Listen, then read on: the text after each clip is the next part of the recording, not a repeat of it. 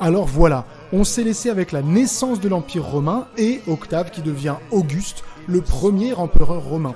Juste pour vous rappeler, l'Empire romain il dure de -27 jusqu'en 476 après notre ère. Donc ça dure à peu près 500 ans.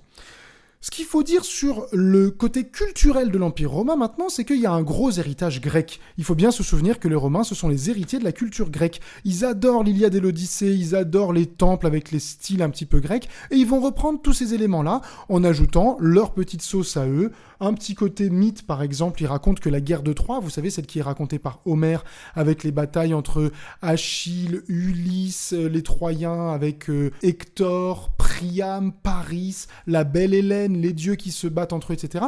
Eh bien, ils reprennent cette guerre de Troie en disant, eh bien, la guerre de Troie a bien existé comme l'ont raconté les Grecs, et c'est un des descendants des Troyens, un des adversaires des Grecs, qui est allé fonder les racines des Romains. Donc, ils reprennent cette culture pour eux.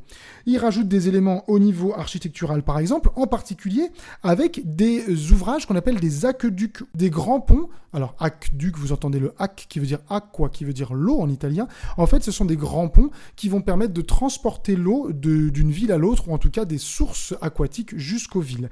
Il y a également un droit romain, alors avec le droit au niveau législatif, avec le Sénat, on a une inspiration directe de la démocratie grecque qu'on a vu. Le Sénat, c'est une forme d'ecclésia, ou c'est plutôt une forme de boulet, qui est reprise et qui est mise à la mode romaine. Mais donc on va élaborer une forme de droit romain.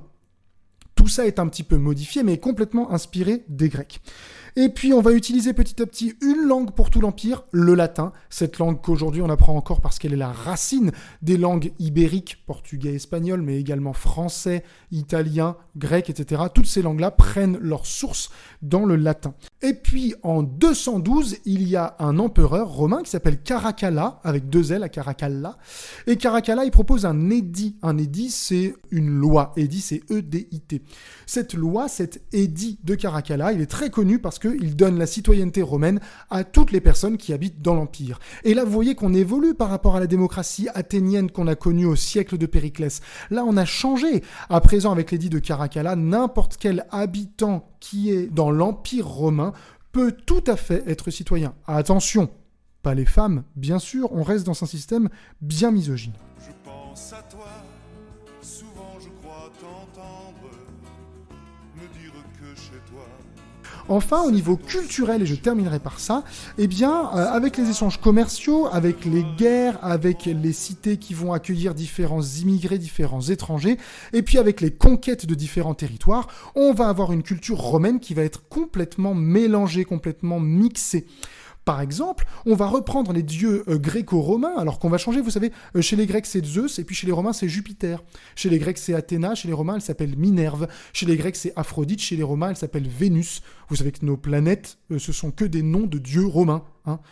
Jupiter, Mars, c'est le dieu de la guerre qui s'appelle Arès en grec.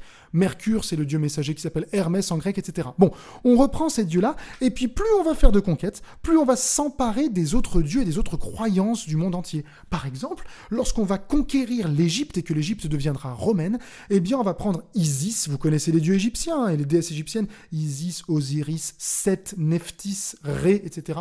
On va prendre Isis par exemple et Osiris comme des nouveaux dieux du Panthéon. Le Panthéon, c'est l'ensemble des dieux romains. Et donc, il y a certains Romains qui vont vivre en Égypte et qui vont prier à la fois pour Auguste, par exemple, le dieu empereur, entre guillemets, à la fois pour Jupiter et à la fois pour Isis. Par ailleurs, dans ces villes un peu étrangères, on va vouloir appliquer un modèle romain, c'est ce qu'on appelle la romanisation. La romanisation, c'est le fait que tout le monde parle la même langue, on a vu, le latin, que tout le monde ait plus ou moins la même culture, la culture romaine, et puis que les bâtiments romains, aqueducs, grands amphithéâtres, grands théâtres, grands odéons, grands cirques, qui sont autant de bâtiments romains caractéristiques de la ville de Rome, eh bien, ils vont être transposés, ils vont être appliqués à d'autres villes. Par exemple, vous connaissez très bien Lyon, qui s'appelait avant Lugdunum. Et bien en fait, à Lugdunum, vous aviez un grand amphithéâtre romain. À Vienne, par exemple, si vous êtes déjà allé voir le festival Jazz à Vienne, ou si vous êtes déjà allé à Vienne, il y a un grand amphithéâtre romain. En fait, c'est l'amphithéâtre qui vient de Rome qu'on a voulu recréer dans dans une ville qui n'est pas dans la province de Rome, mais qui est bien dans la province de Gaule. Donc vous avez différents éléments architecturaux culturels qu'on va transposer d'un lieu à un autre. Dernier point, on est sur un empire tellement vaste, et puis avec l'édit de Caracalla, il y a des personnes qui viennent un petit peu de partout, qui sont des citoyens romains qui viennent de l'ensemble de l'Empire romain. On est tellement dans une situation diverse au niveau culturel qu'on va même avoir des empereurs qui viennent d'ailleurs que de la province romaine. Je vous donne un exemple. Il y a un empereur romain qui est né en Gaule, à savoir l'empereur Claude. À Lyon, il y a une rue qui s'appelle la rue des Tables Claudiennes, parce que les Tables Claudiennes viennent de l'empereur Claude qui est né en Gaule. Donc vous avez toutes ces cultures différentes qui viennent se mélanger dans un empire qui brasse des cultures et qui brasse des populations. Et